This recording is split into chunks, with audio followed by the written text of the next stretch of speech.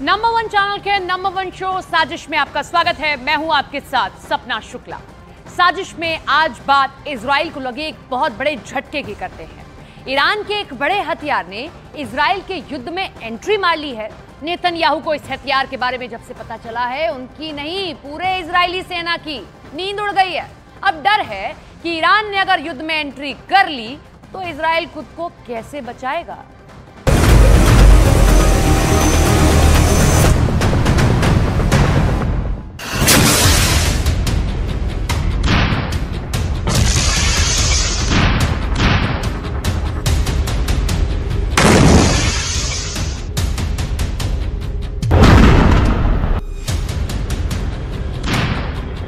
Israel को 1 नहीं, 2 नहीं, 3 नहीं, 10-20 नहीं, 100-200 नहीं, बल्कि 358 मौत देना चाहता है ईरान।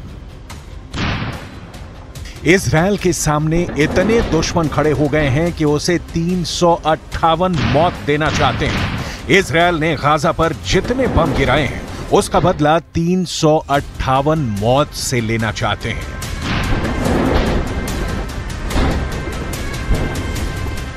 358 मौत के क्या मायने हैं? 358 मौत का खौफ कितना ज्यादा है, यह इस वक्त इजराइल के चारों तरफ यमराज बनकर मंडरा रहा है।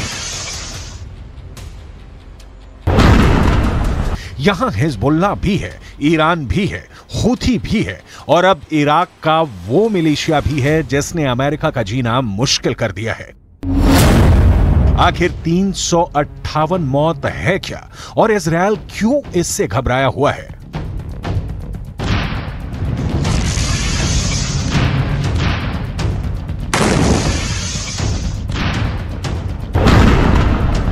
क्योंकि ये एक ऐसा हथियार है जो ईरान से निकलकर अब हिजबुल्लाह के पास पहुंच गया है। हूथी इसे लगातार फायर कर रहा है। 358 मौत की मिस्ट्री अब खुलकर सामने आ गई है। इसी मिसाइल से या कहें ड्रोन से हिजबुल्लाह ने इजराइल के बहुत बड़े सीक्रेट एजेंट को मार गिराया है। हिजबुल्लाह के महासचिव हसन नसरल्लाह ने कहा था कि वो इजराइल के खिलाफ उनका हर विकल्प तैयार है और इसी का हिस्सा है 358 मौत। ये है जमीन से आसमानी टारगेट्स को खत्म करने वाली 358 मिसाइल और ये बांट रही हैं 358 मौत। हिजबुल्लाह ने इसी मंडराने वाली मिसाइल से इजराइल के बहुत ही खास ड्रोन हरमेस को मार गिराया। हरमेस 450 इजराइल का बहुत ही भरोसेमंद ड्रोन है जिससे एंटी टैंक मिसाइल फायर की जाती है।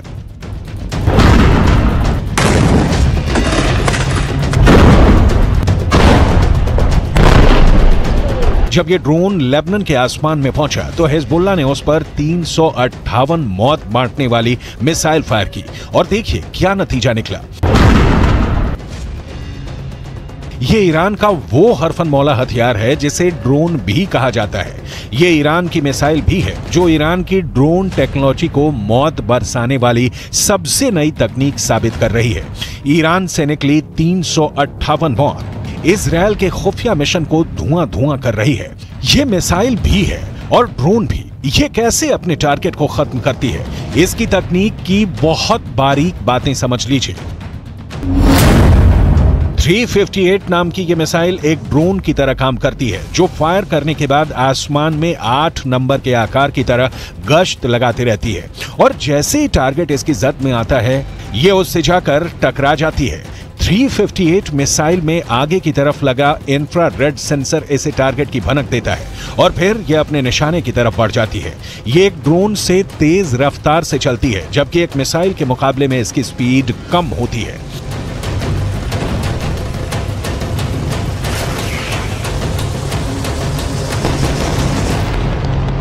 अमेरिका से लेकर यूरोप तक इसी मिसाइल की बात कर रहा है। इजराइल में भी यही मिसाइल चर्चा में है। हिजबुल्लाह ने जब से इजराइल का ड्रोन मार गिराया है तब से लेबनान के आसमान में चिंगारी की नई शुरुआत हुई है जो इस जंग के दायरे को और बढ़ा सकती है।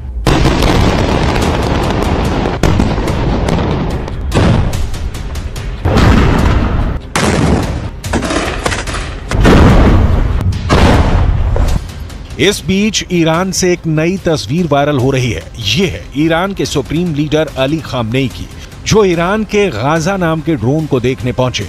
इस ड्रोन को ईरान का सबसे पावरफुल लीडर क्यों देख रहा है, इस वक्त पूरी दुनिया में इसके मतलब निकाले जा रहे हैं।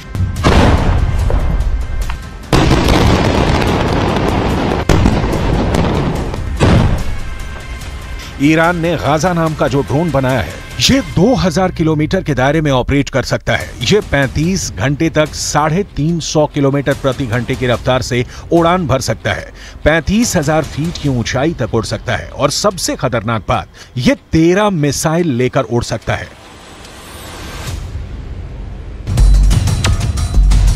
ठीक ऐसे ही अपने हथियार ईरान ने रूस को भी दिखाए थे।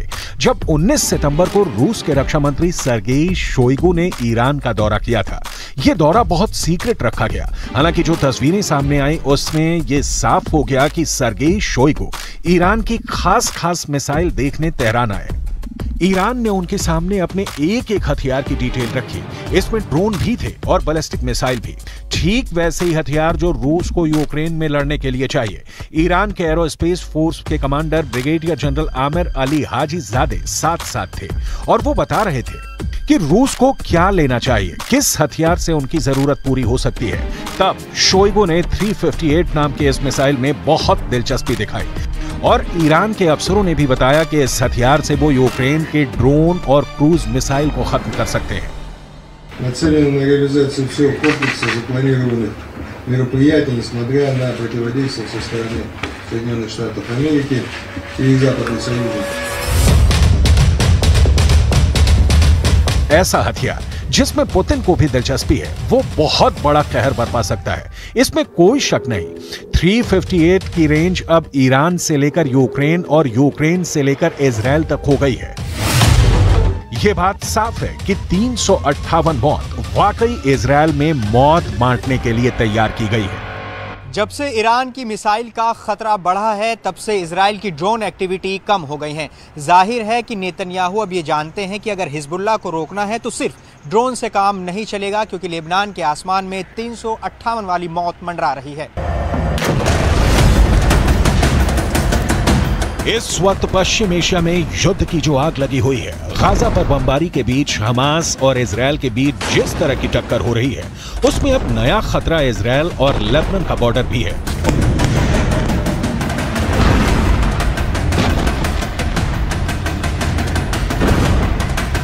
यहां भड़के शोले अब युद्ध की इस आग को 10 गुना भड़का सकते हैं और अब दुनिया में सिर्फ 4 लोग इसे कंट्रोल कर सकते हैं। पहले हैं इजराइल के प्रधानमंत्री बेंजामिन नेतन्याहू, दूसरे हैं ईरान के राष्ट्रपति इब्राहिम रईसी, तीसरे हैं अमेरिका के राष्ट्रपति जो बाइडेन और चौथे हैं यूरोप से लेकर अमेरिका तक सबको हिला देने वाले रूस के राष्ट्रपति व्लादिमीर पुतिन। אנחנו ננצח. אנחנו לא נעצור עד לניצחון. אני עומד בקשר רצוף עם נשיא ארצות הברית ג'ו ביידן. אנחנו מאוד מעריכים את תמיכתו, את התמיכה של הממשל האמריקני, את התמיכה של העם האמריקני. लेकिन इस वक्त सबसे ज्यादा एक्टिव ईरान है। ईरान ने हिजबुल्लाह और यमन के हूथी विद्रोहियों तक इतने हथियार पहुंचा दिए हैं कि अगर इजराइल ने गाजा पर बमबारी नहीं रोकी तो हिजबुल्लाह और हूथी दोनों इजराइल पर बम बनकर फट सकते हैं। ये बात नेतन्याहू भी जानते हैं।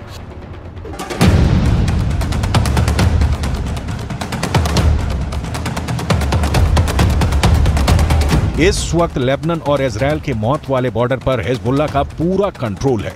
हिजबुल्लाह अब ऐसी मिसाइल फायर कर रहा है जिसके आगे इजराइल के टैंक तोप रगड़ते हुए नजर आ रहे हैं। हिजबुल्लाह ने निकाली है 3 बहुत ही खतरनाक एंटी टैंक मिसाइल और मल्टी बैरल रॉकेट लॉन्चर। ये मिसाइल ईरान से सप्लाई की जाती रही हैं और ऐसी मिसाइलों का हिजबुल्लाह के पास बहुत बड़ा जखीरा है।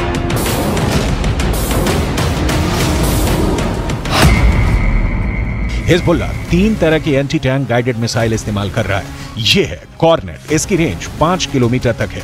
ये रूस की मिसाइल है, लेकिन अब ईरान इसका देसी वर्जन देहलाविया तैयार कर चुका है और ऐसी बहुत सी मिसाइल अब हिजबुल्लाह के पास है। दूसरी है BGM-71 टो anti tank guided missile, range है 3.5 किलोमीटर।